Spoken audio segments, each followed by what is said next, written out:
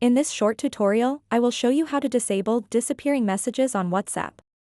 Disappearing messages are a feature that makes your messages automatically delete after a certain time. While some people like this feature for privacy, others may prefer to keep their messages longer. If you want to turn off disappearing messages, it's easy to do. To get started, open up the WhatsApp application. Next, navigate through your chats and select the contact for whom you want to disable disappearing messages.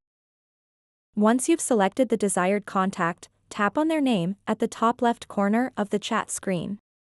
This will take you to their contact info page, where various options are available. Then tap Disappearing Messages.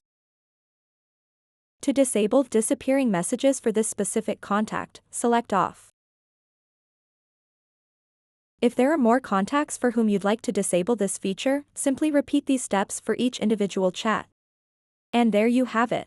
Disabling disappearing messages on WhatsApp is quick and straightforward.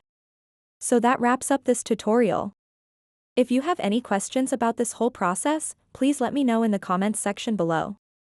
And if this video helped you out, please give it a big thumbs up and subscribe to this channel for more tutorial videos like this one. Thank you so much for watching and have a good day.